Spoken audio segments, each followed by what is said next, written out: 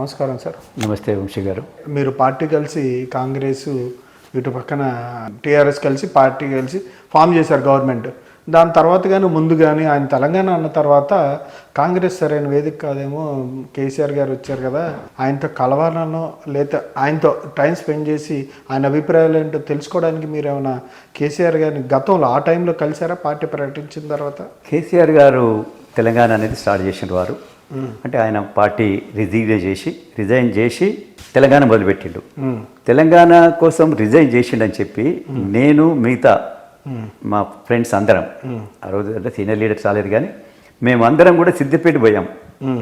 ఆయన రిజిగ్నేషన్ చేసి నామినేషన్ వేస్తుంటే మేమందరం పోయి మీరు అంటే మళ్ళా గెలవాలా తెలంగాణ అనేది దాని తర్వాత ఉండాలి. ఎస్ అంటే because to show hour solidarity. తెలంగాణకు మీరు అంటే ఎమ్మెల్యేగా రిజైన్ చేసి మీరు తెలంగాణ కోసం వస్తుండ్రు, మేమందరం కాంగ్రెస్ ఉన్నా కూడా మీరు గెలవాలని మేము మీకోసం అది చేస్తున్నామని అన్నాము. రెండవది ఇది అవుతూ ఉంటే తర్వాత గెలిచిన తర్వాత కేసీఆర్ గారు చిన్నారెడ్డి గారిని కలిసిండ్రు. నేను ఇప్పుడు మీతోటి నేను పాలు పంచుకుంటున్నా. అంటే ఫస్ట్ వేరే వాళ్ళతోటి చెప్పి పంపిండు, లే చిన్నారెడ్డి గారు మీరందరూ తెలంగాణని స్టార్ట్ చేసిండ్రు కదా, మనందరం కలిసి చేద్దాము అని ఒక మీటింగ్ కావాలని చెప్పి అనుకున్నాం. ఆ మీటింగ్ ఎక్కడ జరిగింది అనుకుంటున్నారు? ఎక్కడ? మా ఇంట్లో. మీ ఇంట్లోనే? మా ఇంట్లో. కేసీఆర్ గారు అండ్ హరీష్ రావు వాళ్ళిద్దరు వచ్చారు, నేను చిన్నారెడ్డి గారు కూడా వచ్చారు. మా ఇంట్లో జరిగింది. అది ఎవరికి తెలియదు, మా నలుగురికి తప్ప ఇంకోరికి తెలియదు. అప్పుడు వచ్చి మనందరం కలిసి పనిచేద్దామని చెప్పన్నారు. అయితే చిన్నారెడ్డి గారు ఒకటి ఏంటంటే ఏమన్నారంటే, మీరు తెలుగుదేశంలో ఉన్నారు, తెలుగుదేశంకి వెళ్ళి వచ్చిండ్రు, మేము కాంగ్రెస్లో ఉన్నాం, బట్ పార్టీ తెలంగాణ అనేది ఇవ్వాలంటే ఒక మేజర్ పార్టీ ఇవ్వాలా, మేజర్ పార్టీ ఇవ్వాలి. మేము ఆల్రెడీ మేడం సోనియా గాంధీకి మేము మెమరాండం ఇచ్చినాం, ఆమె సానుకూలంగా ఉంది. Definite Telangana definitely I'll see how it forms, will consider your plea అని చెప్పి ఆమె అన్నది. అని ప్రణబ్ ముఖర్జీ గారికి ఆమె మా యొక్క ఏదైతే మేము మెమరాండం ఇచ్చినామో ఎండార్ చేసింది, ఫార్వర్డ్ చేసింది. సో మీరు కూడా ఉంటే కాంగ్రెస్ తోటి మనం ఫైట్ చేసి అంటే ఒప్పించి మెప్పించి మనం తీసుకురావాలి. మనం ఉట్టినే ఈ విధంగా చేస్తుంటే ప్రజలు ఆల్రెడీ 69లో ఎంతో మందికి నష్టం జరిగింది, ఎంతో మంది విద్యార్థులు చనిపోయినరు, మోర్ దాన్ 300 విద్యార్థులు చనిపోయినరు. నిజంగా చెప్పాలంటే ఎంతో మంది చదువుకున్న వారికి జాబులు కూడా దొరకలేదు బికాస్ ఆఫ్ కేసెస్. మాకు కలిసేటోళ్ళు, నేను తెలంగాణ ఉద్యమంలో పార్టిసిపేట్ చేసిన బట్టి నాకు టీచర్ పోస్ట్ రాలేదు, నేను పోలీసు ఉద్యోగం అప్లై చేస్తే నాది నౌకరి రాలేదు అని వాళ్ళు జాబ్ అనేది పోగొట్టుకున్నారు. అంటే గ్రాడ్యుయేషన్ ఉన్న ఇంటర్మీడియట్, అప్పుడు ఇంటర్మీడియట్ తోటే కదా జాబ్ వచ్చేది అప్పుడు. అలాంటి వాళ్ళు పోగొట్టుకుని చాలా మంది ఉన్నారు. ఇప్పుడు మనము పిల్లల్ని రెచ్చగొట్టి మనం చేస్తే దానివల్ల నష్టం జరుగుతుంది. మనము పొలిటికల్ పార్టీస్ మనం ప్రెషర్ చేద్దాం అని చెప్పని అప్పుడు మేము చెప్పినాం. అందుకని కలిసి వెళ్ళలేకపోయారు. కలిసి వెళ్ళలేదు, కానీ ఎప్పుడైనా ఆయన కొన్ని కార్యక్రమాలు చేసినప్పుడు కలిసేటోళ్ళం. మా యొక్క సంఘీభావం చెప్పేటోళ్ళం. ఏ రోజు కూడా ఈవెన్ మీరు ఈ పార్టీలో ఉన్నారు కదా అని మీకు ఇంకొక విషయం చెప్పాలి. ఇక్కడ సకల జనుల సమ్మె జరుగుతూ ఉంది. ఫస్ట్ అప్పుడు ఎవరు లాస్ట్ సీఎం కిరణ్ కుమార్ రెడ్డి గారు దానికి పర్మిషన్ ఇవ్వలేదు. ఇంకా పర్మిషన్ ఇవ్వలేదు. ఇవ్వకుంటే అప్పుడు మేము ఉత్తమ్ కుమార్ రెడ్డి గారు ఈ వాజ్ మినిస్టర్, కిరణ్ కుమార్ రెడ్డి గారు హోమ్ మినిస్టర్ సబితా ఇంద్రారెడ్డి గారు. సో ఆమె ఏం సపోర్ట్ చేస్తలేదు. అప్పుడు మేమందరము ఉత్తమ్ కుమార్ రెడ్డి గారి దగ్గర పోయినాం. పోయి మీరు సకల జన్మ సమ్మె పెద్ద ఎత్తున ప్రజలు వస్తున్నారు, మీరు దీనివల్ల ఆపటం వల్ల మీ ప్రభుత్వానికి నష్టం జరుగుతుంది, ప్రజలకు ఎంతో కష్టం జరుగుతుంది, మీరు పర్మిషన్ ఇవ్వాలని చెప్పి మేమందరం అడిగితే ఆయన నిజంగా ఉత్తమ్ కుమార్ రెడ్డి గారు కిరణ్ కుమార్ రెడ్డి గారితో మాట్లాడి ఆ రోజు ఇప్పించాడు. మీరు వెళ్ళి అడిగిన తర్వాత అడిగినాం మేమందరం కలిసి. మేము కోదండరామ్ గారు లీడ్ చేస్తున్నట్టు దానికి మేమందరం పోయి అడిగినందుకు. అంటే మేము అడిగినామా అప్పటికి ప్రభుత్వం అనుకుని తెలియదు. అంటే మేము కూడా ఇవ్వాలి అనేది ఒక ఇనిషియేటివ్ కాంగ్రెస్ లో ఉండి ప్రభుత్వం మీద ఉండి ప్రభుత్వంలో ఉండి ఆ కిరణ్ కుమార్ రెడ్డి గారు ఎగనిస్ట్ ఉండి ఆయన తెలంగాణకు లేడు కదా, సానుకూలంగా లేడు కదా. అయినా కూడా అప్పుడు ఏ విధంగా ఒప్పించినామంటే ఇది ప్రజలు పెద్ద ఎత్తున వచ్చారు, ఆ జిల్లాలకు వెళ్ళి వస్తున్నారు, మీరు ఇవ్వకుండా ఆపితే దీనివల్ల నష్టం జరుగుతుంది, ఇంకా కాంగ్రెస్ మీద చాలా కోపానికి వస్తారు ప్రజలు. ప్రతి ఒక్క తెలంగాణ ఇష్యూ వచ్చినప్పుడు. రెండవది ఏదైతే కిరణ్ కుమార్ రెడ్డి గారు ఉన్నప్పుడు తెలంగాణ గురించి మన కాంగ్రెస్ ప్రభుత్వం అప్పుడు ఒక ఇద్దరిద్దరిని కాంగ్రెస్ నుంచి ఒకళ్ళను టీడీపీ నుంచి వచ్చి ఢిల్లీలో తెలంగాణ దాని గురించి చెప్పని చెప్పి అన్నారు కదా, వారి యొక్క అభిప్రాయాలు చెప్పాలి, అనుకూలమా ఎగనిస్టా అని చెప్పి అది అన్నప్పుడు అప్పుడు ఉత్తమ్ కుమార్ రెడ్డి గారిని one of the is from Telangana నుంచి ఆయన పోయిండే. అప్పుడు కూడా ఈయన మన హరీష్ రావు గారు ఉత్తమ్ కుమార్ రెడ్డి గారికి, నేను కూడా అక్కడ ఉన్నప్పుడు నేను ఉత్తమాన మీరు తెలంగాణ నుంచి గట్టిగా మీరు ఫైట్ చేయాలి, ఎందుకంటే మీరు ఒక్కరే తెలుగుదేశంకి వెళ్ళి వేరే అతను వచ్చినా కూడా ఆయన తెలుగుదేశం అతను తెలంగాణ అని గట్టిగా అనకపోవచ్చు అని చెప్పి, అంటే ఈ విధంగా ప్రతి తెలంగాణ అనే విషయం వచ్చినప్పుడల్లా డెఫినెట్ మీరు కొద్దిగా ఎంతో సరే మేము ఉండి ఏమైనా ప్రభుత్వంలో ఉండము లేకుంటే చేది కానీ అంటే మా యొక్క సంఘీభావం అనేది మేము ఏదో రకంగా తెలియజేయడం అనేది జరిగింది. పొన్నూరు పట్టణ మరియు పరిసర ప్రాంత ప్రజలకు ఉయ్యూరు కన్స్ట్రక్షన్స్ వారి శుభవార్త. మీ స్వంత ఇంటి కల నిజం చేయడానికి 25 సంవత్సరాల అనుభవం కలిగిన పొన్నూరు రిలయన్స్ స్టోర్స్ బిల్డింగ్ అధినేత ఆధ్వర్యంలో ఉయ్యూరు కన్స్ట్రక్షన్స్ వారు గరుడాద్రి టవర్స్ ద్వారా మీ స్వంత ఇంటి కలను నిజం చేయనున్నారు. మా గరుడాద్రి టవర్స్ నందు 1185, 1195 స్క్వేర్ ఫీట్ 2 BHK ఫ్లాట్స్ అందుబాటులో కలవు. విశాఖ స్టీల్, అల్ట్రాటెక్ సిమెంట్ మరియు బ్రాండెడ్ మెటీరియల్ తో నిర్మాణం. CRDA అప్రూవల్ మరియు రెరా రిజిస్ట్రేషన్ తో నిర్మించబడిన. సంప్రదించండి గరుడాద్రి టవర్స్, పాతకోట్ చెదురు, Sivayya rice mill road, Ponnur. Sir, Telangana Soniamma గారు మీ ఇచ్చారు అని చెప్పి కేసీఆర్ గారు చెప్పారు, కానీ ఆయన పోరాటం కూడా మరవంది కేసీఆర్ గారిది అని అంటూ ఉంటారు. తెలంగాణ జాతిపిత కేసీఆర్ గారు అని ఆయన చెప్తూ ఉంటారు. అంటే ఓ పక్కనేమో జయశంకర్ గారు, ప్రొఫెసర్ జయశంకర్ గారు, కాళోజీ గారు తెలంగాణ కోసం కొట్లాడారు, వాళ్ళు బాగా చైతన్యం తీసుకొచ్చారు మీలాంటి యువకుల్లో అని అంటూ ఉంటారు. ఈ జాతిపిత అనే టాపిక్ పక్కన పెడితే జయశంకర్ గారు, కాళోజీ గారు కావచ్చు, ఎలాంటి వ్యక్తులు మీ తెలంగాణ యువత మీద ఎక్కువ ప్రభావం చూపించారు? అలా మీరు జయశంకర్ గారి పేరు తీసుకొచ్చారు కీర్తిశేషులు. నేను న్యూ మిలేనియంలో తెలంగాణ అని చెప్పి పెట్టినాం కదా, జయశంకర్ గారిని కూడా పిలిచాను నేను అప్పటికి. ఆయన ఎందుకంటే ఆయన being a vice chancellor, ex vice chancellor ఉండి కూడా తెలంగాణ అనే పదం ఎక్కడ తెలంగాణ వాళ్ళు ఎవరు పిలిచినా కూడా వచ్చేటోడు. మేము కూడా అప్పుడు ఏంటంటే ఆయన ఒక ఇంటెలెక్చువల్ తెలంగాణ అంటుండని చెప్పి పిలిపించాం. కానీ జయశంకర్ గారు as a intellectual Telangana contribution చాలా పెద్ద ఎత్తున చేసిండు. పొలిటికల్ ఒకటి, ఇప్పుడు ఈరోజు తెలంగాణ కోసం ఎంతోమంది కవులు అనేది కూడా వాళ్ళ యొక్క రోల్ కూడా కాంట్రిబ్యూషన్ కూడా చాలా ఉంటుంది, ప్రజలకు పోతుంది కదా, పాటల రూపాన, పేపర్ న్యూస్ రూపాన వారు పోతూ ఉంటుంది. పెద్ద ఎత్తున కాంట్రిబ్యూషన్, ఎందుకంటే వారు చేసింది జాతిపిత అని. సరే ఎవరిని అనేది అంటారు అనేది గాంధీ ఒక్కడే ఉన్నాడు కదా జాతిపిత. జాతిపిత అనేటోళ్ళు రాష్ట్రానికి వాళ్ళు ఉండరు కదా. బట్ తెలంగాణకు జయశంకర్ గారి కాంట్రిబ్యూషన్ చాలా పెద్ద ఎత్తున ఉంది. ఏది ఒక ఇంటెలెక్చువల్గా. కేసీఆర్ గారేమో తన పొలిటికల్ దాన్ని పొలిటికలైజ్ చేసి దాన్ని ముందుకు తీసుకెళ్ళిండు. కానీ మెయిన్ అది తీసుకపోయినా కూడా కాంగ్రెస్లో ఉండి కాంగ్రెస్ వాళ్ళు కూడా దీన్ని అడగటం వల్ల లాస్ట్కి వస్తాలకి కిరణ్ కుమార్ రెడ్డి గారు సీఎం పదవికి వస్తాలకి ఆల్మోస్ట్ కాంగ్రెస్, తెలంగాణ కాంగ్రెస్ మొత్తం కూడా తెలంగాణ కావాలనే దానికి వచ్చేసింది. వయస్సు ఉన్న రోజులు కొంచెం జరిగింది, కట్టెడు ఉండే. ఎప్పుడైతే వయస్సు హఠాత్తుగా ఆయన చనిపోయిన తర్వాత కాంగ్రెస్ అనేది తెలంగాణ కాంగ్రెస్లో ఉన్న 99% తెలంగాణ అనేది కావాలని చెప్పి పెద్ద ఎత్తున వారు కూడా ప్రెషర్ చేసడం అనేది జరిగింది.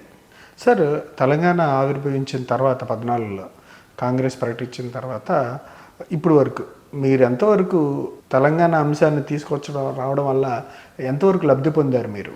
అంటే నిజంగా చెప్పాలంటే పోరాటంలో ఉన్నారు కాబట్టి. నేను తెలంగాణ రాకముందే నేను కాంటాక్ట్ చేసేది, I'm being a civil contract. నేను జాబ్ అనేది వదిలిపెట్టిన, జస్ట్ ఒక 2-3 ఇయర్స్ చేసిన, నేను వదిలిపెట్టేసిన. అది ఎందుకు వదిలిపెట్టిన అనేది అది చెప్తే మీరు ఆశ్చర్యపోతారు. ఎందుకని సార్? ఎందుకు వదిలిపెట్టింది అంటే ఇందిరాగాంధీ చనిపోయింది ఢిల్లీలో.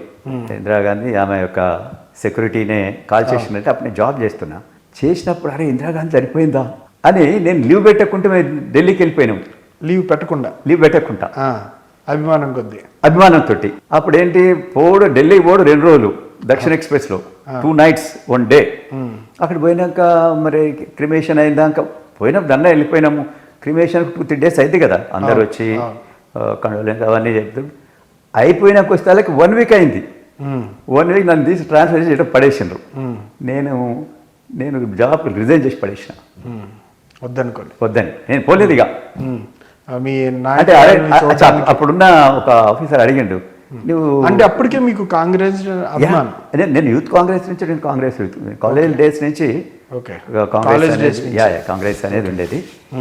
అట్లా అంటే నువ్వు అక్కడ ఢిల్లీలో చనిపోతే నువ్వు without permission how you will go అని చెప్పి అన్నారు. అంటే నేను అరే ఇప్పుడు టెలిఫోన్ లేదు, చనిపోయింది ఇంట్రెస్ట్ తోటి పోయినాం, ఇది ఓన్లీ జీతం కట్ చేయరు, ట్రాన్స్ఫర్ అంతే కదా. బట్ మన ఇంట్రెస్ట్ అనేది మనము దాన్ని ఆపుకోలేం కదా, అంటే అది ఎంగేజ్ కాబట్టి పోయినా ఆ విధంగా. తెలంగాణ ఆవిర్భవించిన తర్వాత దాని ఫలాల ద్వారా అభివృద్ధి చెందడం, లేకపోతే దాన్ని అడ్డు పెట్టుకొని సంపాదించుకోవడం, ఇట్లాంటి కొంతమంది చేస్తూ ఉంటారు. తెలంగాణ వచ్చింది, మీరు అంతవరకు అనుకున్న ఫలితాన్ని రాష్ట్ర ప్రజలు అనుభవిస్తున్నారు, ఏదైతే కొట్లాడి సాధించారో దాని ఫలితాన్ని అనుభవిస్తున్నారు ప్రజలను ఆనందపడ్డారా, లేదంటే వేరే వాళ్ళ చేతిలోకి వెళ్ళి సంపాదన మారిగా? 100% తెలంగాణ వచ్చిన తర్వాత తెలంగాణ వాళ్ళకు తలెత్తుకొని తిరిగేంత అదైతే వచ్చింది, దాంట్లో నో డౌట్ ఎట్టాలి. సరే ఇప్పుడు నాకు వచ్చిందా పదవి, ఇంకో ఆయనకు వచ్చిందా పదవి, కొందరికి రావచ్చు. సరే ఒకసారి వచ్చినప్పుడు కొందరికి ఒక ఆపర్చునిటీ వస్తుంది, కొందరికి రాదు. బట్ ఓవరాల్గా ఈరోజు తెలంగాణ వచ్చింది, తెలంగాణలో ఉన్న ప్రజలకు ఏది మంచిది. అప్పుడు ఏంటంటే న్యాచురల్గా 3 ప్రాంతాలు, రాయలసీమ, ఆంధ్ర, తెలంగాణ. కొందరు రాయలసీమ ఎక్కువ స్ట్రెంత్ ఉంటే వాళ్ళకి ఎక్కువ ఫండ్స్ పోడు, అక్కడి పనులు, ఉన్న బడ్జెట్ను పంచడే కదా. ఈ రోజు ఉన్న బడ్జెట్ను తెలంగాణ కోసం ఖర్చు పెడతారు. తెలంగాణకు నిజంగా ఏది అవసరమో, ఏది ముఖ్యమో అది పెట్టేదానికి అవసరం. రెండవది, ఈరోజు తెలంగాణ ప్రజలు ఇమీడియట్గా మన సీఎం దగ్గరికి పోయేదానికి ఈజీ ఉంది, ప్రతి మినిస్టర్ దగ్గరికి పోయేదానికి ఈజీ యాక్సెస్ ఉంటుంది. కాబట్టి ప్రజలకు ఓవరాల్గా ప్రాంతానికి డెఫినెట్ బెనిఫిట్ జరిగింది, జరగలేదని కాదు. 100% బాధ లేదంటే మీకేమీ పదవి రాలేదు. నాకు పదవి రాలేదని పెద్ద ఏం లేదు. నేను పదవి కోసం ఉన్నప్పుడు అయితే వైఎస్ లాంటి నాయకుడు ఉన్నప్పుడు, టవరింగ్ పర్సనాలిటీ అయినది, ఆయనకు ఎగనెస్ట్ గా ఎవరు పోకపోయేది, అలాంటి ఆయన ఉన్నప్పుడు మేము తెలంగాణ అనేది. కాబట్టి అప్పుడు నిజంగా చెప్పాలంటే తెలంగాణ వద్దంటే మాకు ఎన్నో పదవులు వచ్చాయి దగ్గరికి పోయి. తెలంగాణ అన్నందుకు వాళ్ళు కూడా కొంచెం దూరం పెట్టినరు, మేము కూడా సిగ్గు విడిచి తెలంగాణ అని కూడా నువ్వు అన్నా మాకు అట్లా అనకపోయేది. మా స్టాండ్ ఇది పోయి కావాలా. పొన్నూరు పట్టణ మరియు పరిసర ప్రాంత ప్రజలకు ఉయ్యూరు కన్స్ట్రక్షన్స్ వారి శుభవార్త.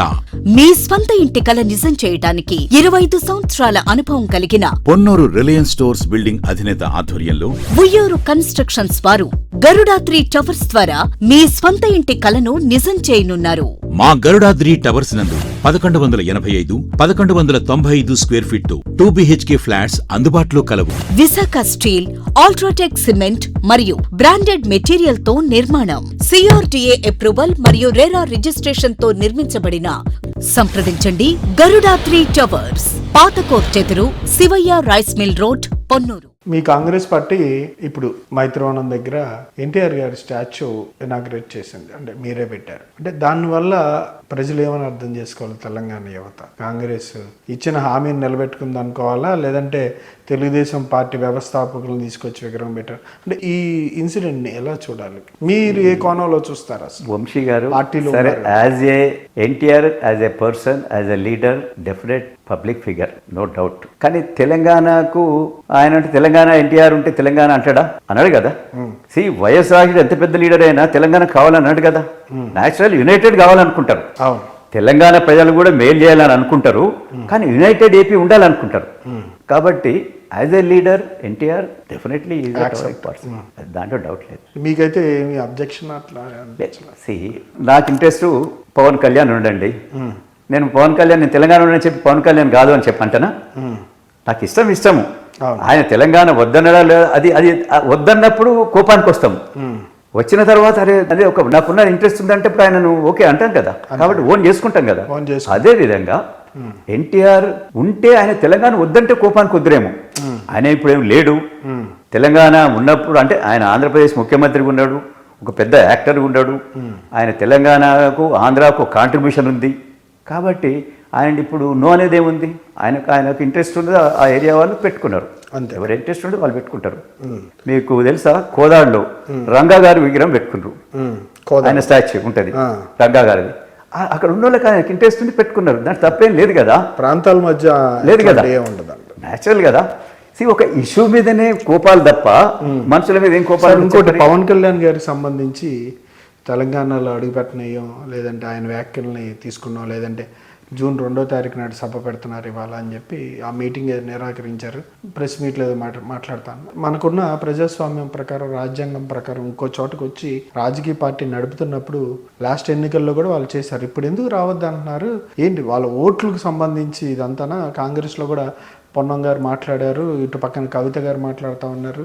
ఏంటి మీకేమనిపిస్తుంది కళ్యాణ్ గారి మూవ్స్ మీద? యాజ్ ఏ పొలిటికల్ లీడర్ ఎవరైనా ఎక్కడైనా పోవచ్చు. ఇప్పుడు కేసీఆర్ గారు ఉన్నారు, ఆయన నాందేడికి పోయిండు, ఒరిస్సాకు పోయిండు, ఆంధ్రాకు పోయిండు, ఆంధ్రాలో కూడా పార్టీ పెట్టిండు. పొలిటికల్ పార్టీ పెట్టొచ్చు, కానీ ఒక రీజనల్ పార్టీగా ఉన్నప్పుడు న్యాచురల్గా ఆయన ఇంట్రెస్ట్ ఆ రీజన్కి ఉంటుంది. తెలంగాణలో ప్రజలు ఏమనుకుంటారు, అరే మాకు ఇంట్రెస్ట్ మా మీద చూయించడేమో. ఇప్పుడు జనరల్గా పక్కకున్న రాష్ట్రాలు 2 రాష్ట్రాలు చేయబట్టి ఏదో చిన్న చిన్న ఇష్యూస్ ఉంటాయి. ఆ ఇష్యూలో వాళ్ళు ఎవరిని సపోర్ట్ చేయాలా? నేషనల్ పార్టీ అయితే ఓవరాల్ ఒక అందరికీ ఒక పాలసీ అనేది ఉంటుంది. బట్ రీజనల్ పార్టీలో కొన్ని ఇబ్బందికరమైన పరిస్థితులు ఉంటాయి. ఎందుకంటే అక్కడున్న ప్రజలను హ్యాపీగా పెట్టాలి, వాళ్ళకి ఏం అవసరమో దాని గురించి మాట్లాడాలి. ఇక్కడున్న ప్రజల కంటే ఇద్దరికి ఒక వరలో 2 కత్తులు ఉండవు కదా. కాబట్టి దానివల్ల ఒక రీజనల్ పార్టీ లీడర్కు ఇంకో స్టేట్లో రావటం అనేది కష్టం. ఓట్లు రావచ్చు, బట్ అంత పెద్ద ఎత్తున ఏదైనా మేజర్ రోల్ ప్లే చేస్తారని చెప్పి నేను అనుకో. అంటే అది కార్యక్రమాలు నిర్వహించడం, కవిత గారు వెంటనే మాట్లాడడం, ఇవన్నీ ఎట్లా చూస్తారు సార్? కవిత గారు ఆమె ఏది ఇష్టం ఉంటే ఆమె మాట్లాడదు. ఆమె మొత్తం తెలంగాణకే గుండు గుత్త నేనే తీసుకున్నా అనుకుంటుంది. ఆమె రోల్ ఎంత ఉందో ఆమెకు తెలియాలి, మాకైతే ఏం తెలియదు. వాళ్ళ కేసీఆర్ గారు వాళ్ళ ఫాదర్ చేయబట్టి ఆమె ఆ పార్టీలో ఉండి పనిచేసిందేమో. అంతకంటే కవిత గారి కంటే 100 రెట్లు ఎక్కువ పనిచేసిన వాళ్ళు ఎంతో మంది ఉన్నారు. ఆమె ఆ విధంగా అప్పుడు ఏదో మాట్లాడితే అది చెల్లుబాటు అయింది. మేము అది ఇష్టం ఉన్నట్టు నోరు బారేసుకుంటే అది మంచిది కాదు. పద్ధతి ప్రకారం ఎవరినైనా విమర్శిస్తున్నాము. అవునండి, మీరు పవన్ కళ్యాణ్ గారు మీరు తెలంగాణకు వద్దాం అనుకుంటున్నారు, మీ అంతకుముందు మీ అభిప్రాయాలు ఆ విధంగా ఉంటాయి. ఇప్పుడు అభిప్రాయాలు న్యాచురల్గా యునైటెడ్ ఏపీ ఉన్నప్పుడు యునైటెడ్ ఏపీ కావాలనుకున్నాడు ఆయన. మనం తెలంగాణ కావాలనుకున్నాము, తెలంగాణ వచ్చింది. ఈ రోజు కూడా మళ్ళీ కలవాలని అంటే మనం కోపానికి వద్దాము, అంతే కదా. మా తెలంగాణ మాది, ఈ ఆంధ్ర మీది. సరే మీకేమన్నా మీ ఇంట్రెస్టెడ్ ఏమన్నా ఉంటే అంటే మీరు కూడా ఏమన్నా చేంజ్ చేయాలనుకుంటే మీరు మాట్లాడడానికి ఎవరు నో అనరు. కానీ ఎప్పుడైనా ఒక కాన్ఫ్లిక్ట్ అనేది వస్తుంది. రీజన్ ఇక్కడ వాటర్ షేరింగ్ లో ఇంకో దాంట్లో ఎక్కడో వస్తుంది. అంశాల మీద వచ్చినప్పుడు అది ఆయన రెండింటిని సమానంగా చూడలేడు. దానివల్ల వస్తుంది, కష్టం వస్తుందేమో. కానీ మనం ఆయనను రానే రావద్దు అనేదానికి ఎవరికి హక్కు లేదు. ఎవరైనా రావచ్చు. నాగేశ్వర గారి ఇన్సిడెంట్ని ఎలా చూస్తారు మీరు? అంటే ఊహాగానాల మధ్య వార్తలు చెప్పడం కావచ్చు, విశ్లేషణ చేయడం, అభిప్రాయంగా చెప్పచ్చు. కానీ ఖచ్చితంగా నాకు తెలిసిందని ఒక 2 నాయకుల మధ్య మాట్లాడడం ఏమనిపించింది అంటే అది కాస్త తెలంగాణ ప్రాంతం మీద మాట్లాడనీయద్దు, తప్పని కొంత మాట్లాడడం, కొంతమంది మళ్ళీ ప్రెస్ మీట్ అగెనెస్ట్. అంటే ఈ సంస్కృతి ఒక వ్యక్తి మీద లేదంటే ఒక వ్యక్తికి సంబంధించి ఇద్దరి మధ్య జరుగుతున్నప్పుడు ప్రాంతాన్ని తీసుకొచ్చి ముడిపెట్టడాన్ని ఎట్లా చూస్తారు? ఇది ప్రాబ్లం ఏంటంటే ఈ సోషల్ మీడియా, ఈ టీవీస్లల్లో బెస్ట్ ఇంట్రెస్టెడ్ వాళ్ళు ఎక్కువ చేస్తారు దాన్ని.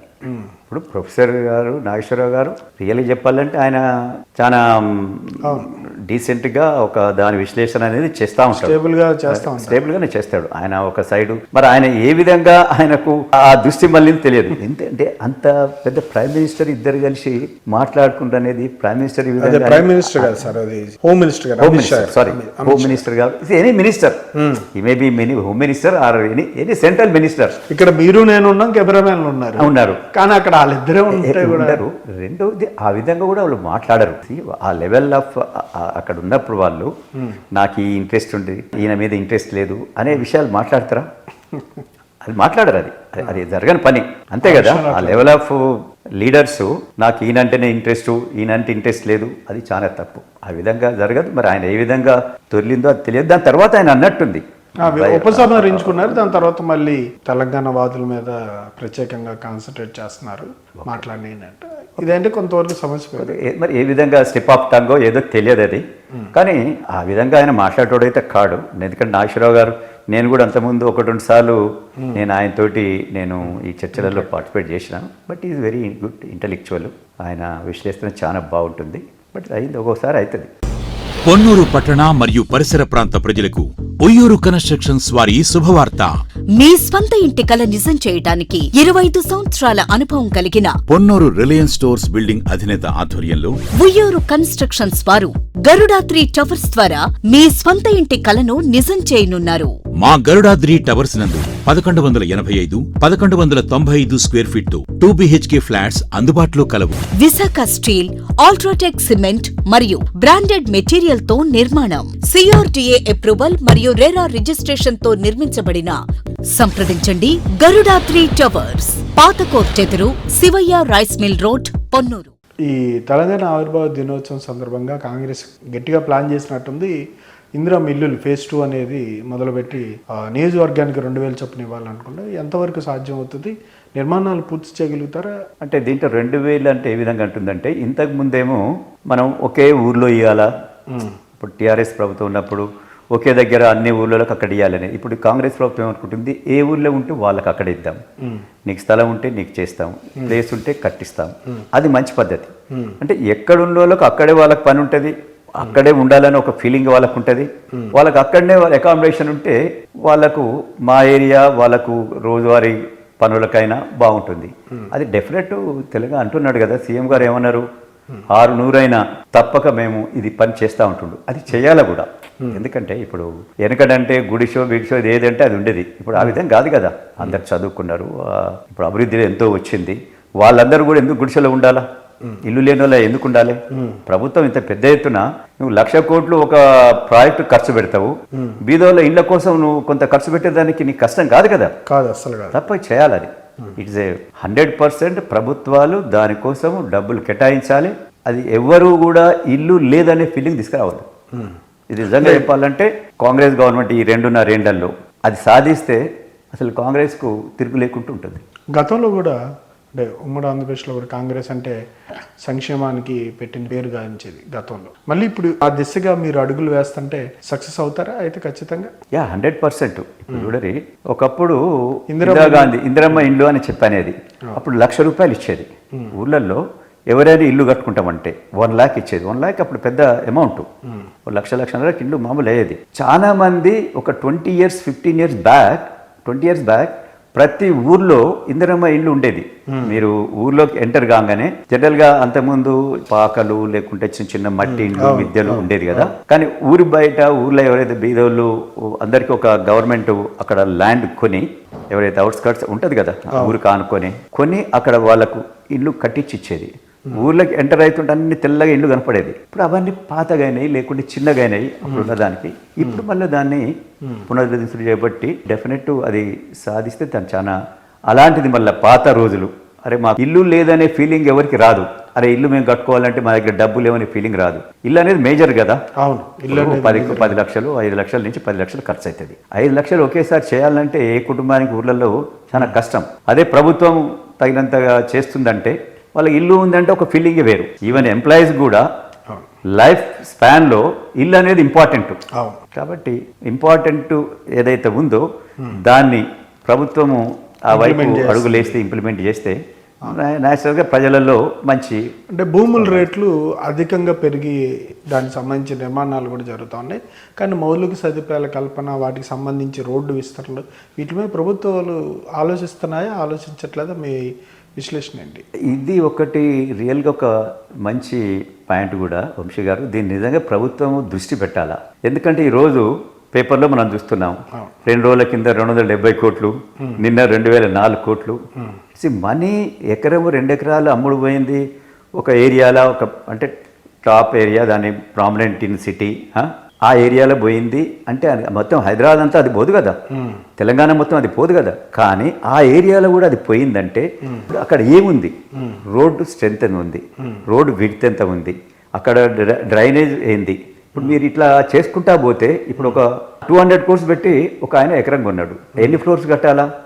50 floors కట్టాలా, 60 floors కట్టాలా. ఎంత ఏరియా అంటే 60 అంటే ఒక్క ఎకరానికి 60 floors అంత కట్టి అంటే 6 lakhs ఎస్ఎఫ్టీ కట్టిండు అనుకుందాం. ఎంతమంది ఉండాలి, ఎన్ని కార్లు బయటికి రావాలి, అంటే దానికి మీరు ఏం చూడాలి? రోడ్ నెట్వర్క్ చూసుకోవాలి, డ్రైనేజ్ చూసుకోవాలి, డ్రింకింగ్ వాటర్ చూసుకోవాలి. ఇవన్నీ చూసుకోకుండా ఉట్టినే నాకు రేట్ వచ్చిందని చెప్పి అమ్ముకుంటే కొన్నాయనేమో పైకి పోయే వర్టికల్ వెళ్ళిపోయే, తర్వాత ప్రాబ్లం అయింది. ఇదే ఇప్పుడు హైదరాబాద్లో మీరు చూడండి, జూబ్లీహిల్స్ ఏరియా ఉంది, ఇప్పుడు కొంత జరుగుతుంది, మీరు చూస్తున్నారు కదా. ఏది బ్రహ్మానంద రెడ్డి పార్కు చుట్టూ అవును. అప్పుడు చిన్న రోడ్డు 33 ఫీట్ రోడ్డు ఉండేది. తెలుగుదేశం హయాంలో అది పెద్ద రోడ్డు అయింది. అది 100 ఫీట్ అన్నారు, కొంత 100 ఫీట్ ఉంది, 80 ఫీట్ ఉంది.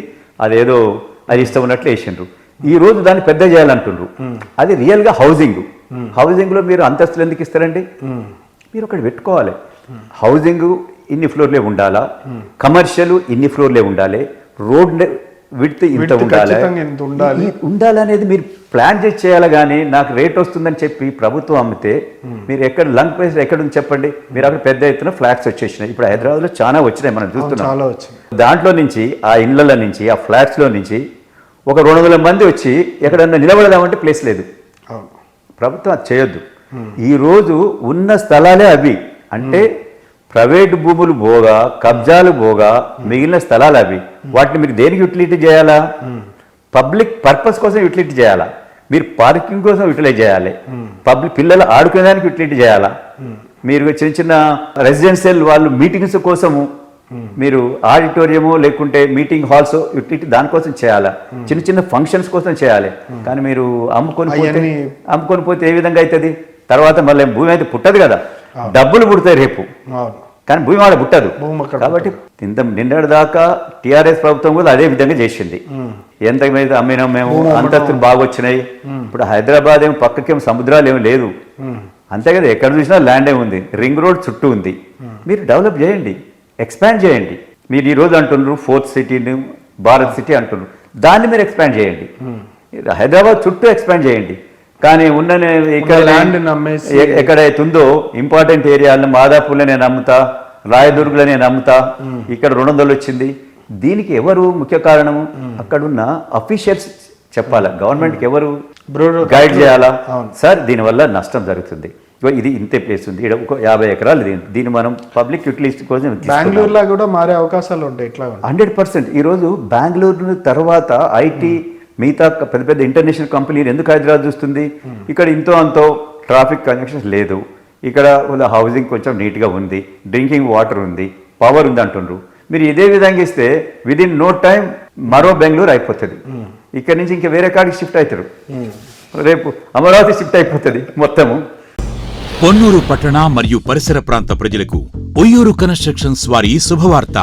మీ స్వంత ఇంటి కల నిజం చేయటానికి 25 సంవత్సరాల అనుభవం కలిగిన పొన్నూరు రిలయన్స్ స్టోర్స్ బిల్డింగ్ అధినేత ఆధ్వర్యంలో ఉయ్యూరు కన్స్ట్రక్షన్స్ వారు గరుడాద్రి టవర్స్ ద్వారా మీ స్వంత ఇంటి కలను నిజం చేయనున్నారు. మా గరుడాద్రి టవర్స్ నందు 1185, 1195 స్క్వేర్ ఫీట్ 2 BHK ఫ్లాట్స్ అందుబాటులో కలవు. విశాఖ స్టీల్, అల్ట్రాటెక్ సిమెంట్ మరియు బ్రాండెడ్ మెటీరియల్ తో నిర్మాణం, CRDA అప్రూవల్ మరియు రెరా రిజిస్ట్రేషన్ తో నిర్మించబడిన. సంప్రదించండి గరుడాద్రి టవర్స్, పాత కోర్ట్ ఎదురు, Shivayya rice mill road, Ponnuru.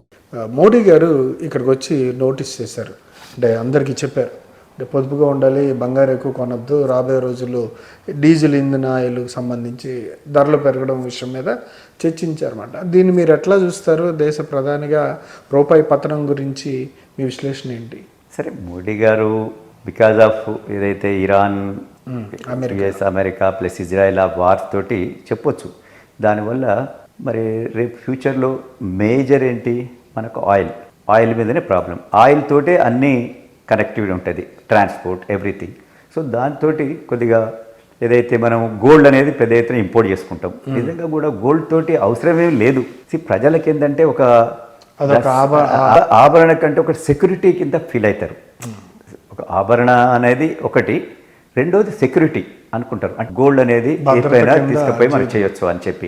Money అనేది ఉంటే అది ఖర్చు అవుతుంది, ఎందుకో అవుతుంది, ఇంకేదైనా ఉంటే ఎక్కడో పెడితే పోతుంది అనే దానికి. కానీ ఈరోజు ప్రభుత్వాలు ఏంటంటే ప్రతి ఫ్యామిలీకి సెక్యూరిటీ ఇస్తుంది. అంటే ఫుడ్ సెక్యూరిటీ ఇస్తుంది, హౌసింగ్ సెక్యూరిటీ ఇస్తుంది, ఎడ్యుకేషన్ సెక్యూరిటీ ఇస్తుంది, హెల్త్ సెక్యూరిటీ ఇస్తుంది. కాబట్టి ఆ విధంగా గోల్డ్ కొని పెట్టుకోవాల్సిన అవసరం లేదు. దానివల్ల ఏదైతే ఫారెన్ కరెన్సీ అనేది తగ్గి మనము మిగతా ఆయిల్ పర్చేజ్ ఇంపోర్ట్ చేసేదానికి కష్టమవుతుందని చెప్పి అన్నాడు. దాన్ని అంటే as a citizen of India definite పాటించాలి నేను అనుకుంటా. మీకు ఈ విషయం ఇక్కడ చెప్పాలా, ఈ సమ్మర్లో మేము ఏదో ఒక టూర్ పోవాలనుకున్నాం. నేను యాక్చువల్గా నా ఫ్యామిలీ అందరం కలిసి ఎవ్రీ సమ్మర్ ఒక టూర్, ఈసారి వద్దని అనుకున్నాం. బికాజ్ సరే ఇప్పుడు మనకు అవసరం ఉంది, పర్పస్ కోసం పోతున్నాం అంటే మనం పోవాలా, కంపెనీ ఉంది, డెఫినెట్ పోవాలా. ఒక బిజినెస్ ఉన్నది, తప్పక Meeting పోవాలి. కోసం, దేనికోసం? But only for recreation purpose పోవాల్సిన అవసరం లేదు. అందుకని మన కంట్రీలోనే తిరగొచ్చు అని చెప్పాను. మీరు కూడా ఆ నిర్ణయం పాటించాలి. ఎస్, నేను పాటిస్తా అని చెప్పిన పాటించిన కూడా. పాటించారు. థ్యాంక్ యూ సార్, మీ టైం ఇచ్చారు. Thank you sir. అనేక అంశాల మీద మీ అభిప్రాయం తెలియజేశారు. Thank you very.